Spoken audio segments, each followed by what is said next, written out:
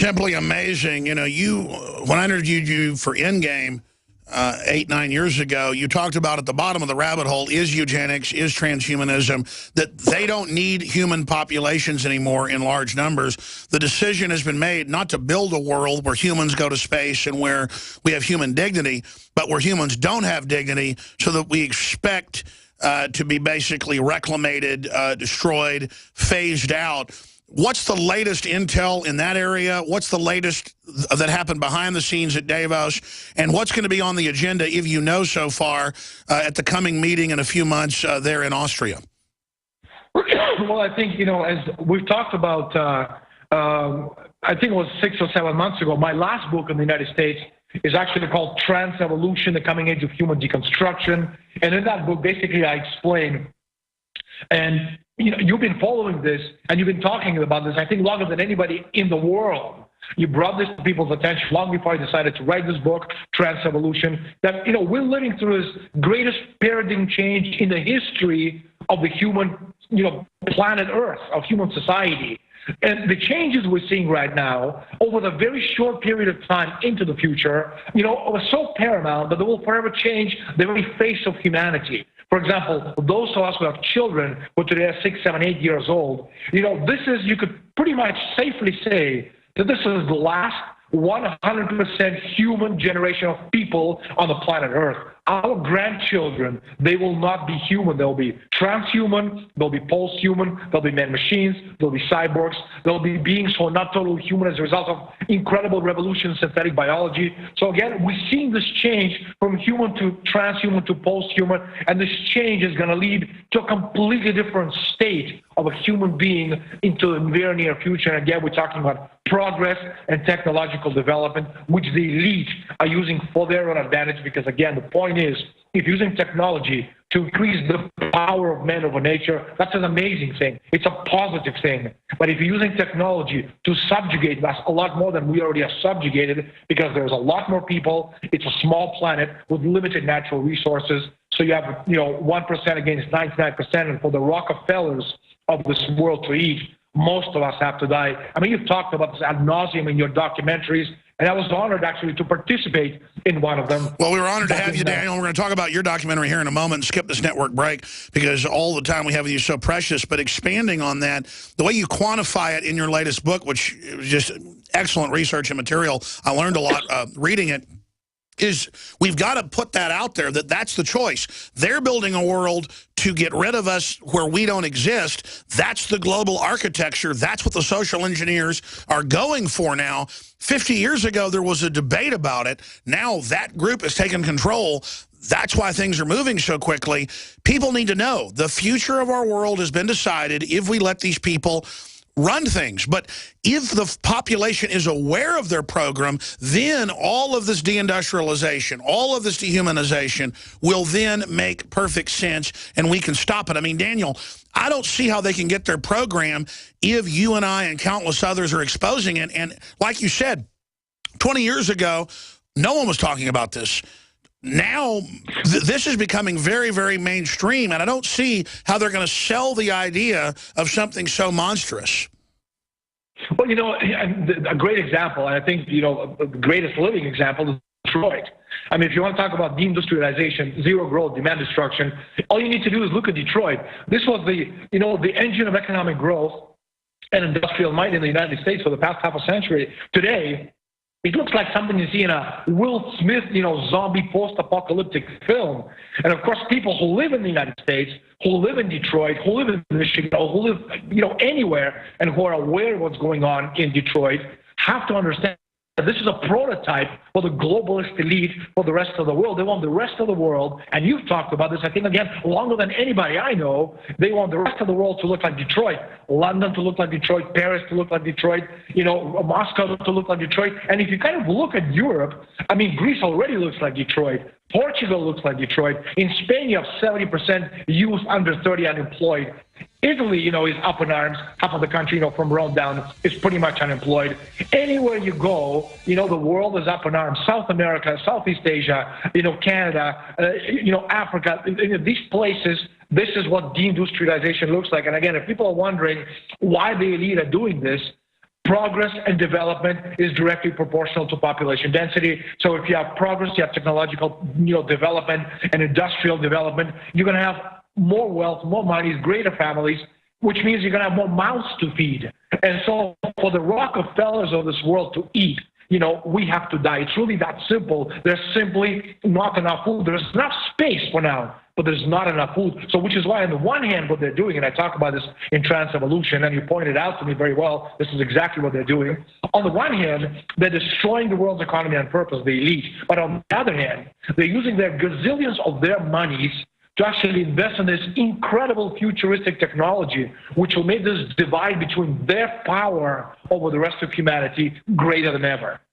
By the way, we're rolling some background footage of your new film, and I tell you, it looks like better than something you'd see on HBO. The camera work, the research, I cannot wait to see this. Tell us about your new documentary, Daniel, and how soon we can get a copy of it. I'd love to sell it on DVD or Blu-ray once it comes out at my store, but I hope it goes in theaters first. Tell people the name. Tell us all about this incredible documentary on the Bilderberg Group that you produced. Well, we're in a post-production now. The film comes out at the end of May, beginning of June. We've been at it for about 4 years. It's our production. We've done interviews in 11 countries, Canada, the United States, most of Europe. We've traveled up and down all over the place. The first producer of the documentary was actually wiped out economically. If you believe in conspiracy or coincidence theories, when 3 banks called in loans on the same day and basically bankrupted him. So he actually. And by the way, I separately know about this, not from you, but I know who the group was. Are we allowed to say who they were, or we shouldn't talk about it? You can if you want, exactly. Was that the guys with the Halcyon Group? No. The Halcyon Group, that's the major motion picture. Yeah, that's the folks that made Terminator, that they also came after them and took them over to stop your film getting made, right?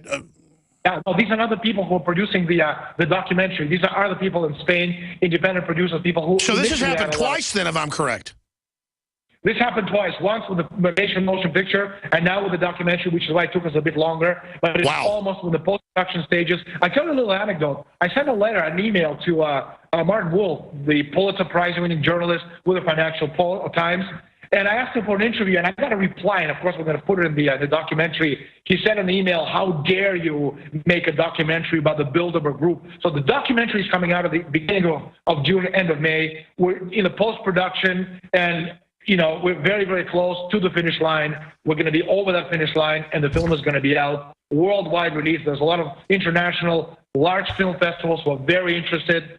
And also Bilderberg has become a household name. The book came out 10 years ago, and now everybody knows about it. And I think this is the time. It's the right time, socially speaking, with all the changes taking place in the world, that people think finally are ready to embrace this concept that you've been talking about for about over a decade. And, I've been talking about it for over a decade. Well, you've got Nigel Farage in here. You've got just an amazing list of top people in your film. I cannot wait to see this. What's the name of the film? It's called The True Story of the Bilderberg Group. It's based, obviously, on my book. It's actually the first documentary which is based on a book. Most documentaries, are not based on books. But this one is based on my book, The True Story of the Bilderberg Group. Again, it's going to be out in theaters end of May, beginning of June. And when it's out, needless to say, I'd be more than happy and pleased to go back on your show and talk about it. Incredible. Well, I'm thinking about going to Austria. I'll just give them a heads up like I did in England. They had British intelligence domestically there waiting for me when I got off the plane to have a little talk with me, and then I had to meet with the local multi-county group. But they ended up being pretty nice and helping us out, and ended up not liking the Bilderberg Group too much. But I am going to give the Germans and the Austrians a heads up that I'm coming. I know it's 2 different countries, but the 2 work closely together. I wonder what reception I'll get in Austria. How do you expect them to treat the press, Daniel? Not very well. It's if you're talking about jackboot, this is the epitome of jackboot. Austria, Germany, and Switzerland. I mean, you pretty much these are. If you want to talk about Soviet Gulag, this is the European German, Austrian, Swiss version of the Soviet Gulag, modified and needless to say. Sure. Well, you live over there, and you lived in Russia and Spain and everywhere else, and Canada. So I know you're internationally traveled. So I don't know. I haven't been to Austria yet. I know it's kind of a paradox, though, because the British ended up really hating Bilderberg and agreeing with me, the police, off record. And, I mean, a bunch of them. You had police buying me beer and stuff when they would, see me at the pub down the street getting dinner. So that was pretty amazing. And then when we had our reporters in Switzerland a few years ago, at first the police were real mean, but later they were escorting members of the local canton into the meeting, getting in the face of Bilderberg, and they panicked and had jet copters taking off at night, which I know you know about. So what do you make of kind of this awakening, even by local government, to Bilderberg? Well, I can tell you that in 2011, Mario Borghesio was European parliamentarian. He was actually punched out by the Swiss police, and he spent a couple of nights in the hospital. That's right, he's suing him. Yeah, this is a member of the European Parliament, and I had to explain to Mario Borghesio. I said, Mario, Switzerland is not Europe. Switzerland is Switzerland. It's like another planet. It has nothing to do with Europe. So him coming in with his European member of the European Parliament pass makes absolutely no difference, because literally like walking into a closed-up gulag. And Austria, I fear, is going to be pretty much the same thing. It's a small country, it's a peep-squeak nation, and needless to say, they have unresolved childhood issues, which they haven't been able to deal with since the Hitlerite days. Are you going to be there? I'm certainly going to try. It all depends on the documentary. If it comes out, I may not be able to, maybe promoting the film, but if I'm not, I'm certainly going to be there. If you're interested, after the interview, I'm going to send you the documents I received from my sources. You're more than welcome to post them on your site, from the Ministry of the Interior of Austrian Secret Service, explaining about the Bilderberg community to the people in the ministry, so that they're aware which days they can and cannot take off, leaves of absence. Incredible. Well, I can't wait to see your film. It just looks like a smash hit. And, Snowden's new film, Citizen 4, won an Oscar for Best Documentary. That's why they're so scared and said, how dare you? They know that you're really trying to make, full-budget, professional, powerful film. And I just can't wait to see you in the last 4 years working on this to get this out, DanielEstlund.com. In closing, I know you've got sources. I know a lot of it now is pretty much, as you said last time you were on, is put out at Davos. But what's on the agenda for 2015 in Switzerland or in Austria? One of the key issues, Alex, is fiscal austerity. This boogeyman term is back. It's kind of a vague term that is, actually refers to cutting social spending and increasing taxes. And the effect this has is that the public sector is devastated as all assets are privatized, public workers, are fired en masse, unemployment becomes rampant, health and education disappear, taxes rise dramatically, and currencies are devalued to make all assets cheaper for international corporations and banks to buy up, while internally causing inflation, dramatically increasing the costs of fuel and food. And in short, fiscal austerity implies social destruction, as we're seeing right now in Greece, as we saw in Spain, as we saw in Portugal, and as we're seeing, in Italy. And, the social destruction as the social foundations of nations and peoples are pulled out from under them. States then become despotic and oppress the people who naturally revolt against austerity. And this is called the sterilization of society. And this is the term, again, this is the term, Alex, you're going to be seeing a lot more, with the build-up to Bilderberg and then post-Bilderberg. We talked about this before, terms like deindustrialization, zero growth, demand destruction. They were discussed at these private secret meetings, and then suddenly they were front and center in major newspapers. Next big front and center newspaper piece is sterilization of society. It sounds awful, just the word sterilization itself with all the connotations. When you start sterilizing society, it takes on a meaning of its own. It takes it, to an nth degree, of evil that, needless to say, we have to make sure we fight this. When they say sterilization, do they mean sterilization physically, which we know is part of their agenda, population reduction, or does it mean kill upward mobility, stagnate, make people poor, and basically create a class society in the name of collectivism? It's more, meaning austerity. So as austerity hits, for example, the West, the middle class will vanish in obscurity as they will be absorbed into the lower labor-oriented working class. The youth of the Western middle class, comprising the majority of the educated youth, will be exposed to poverty of expectations in which they grew up in a world in which they were promised everything, in which these kids played by the rules, and which, they got nothing from society. And the inevitability. I tell you what, Daniel, I don't want to cut you off. I know you got to go, but do 5 more minutes with us if you can. I'm going to twist your arm. DanielEstlin.com. I want you to finish up.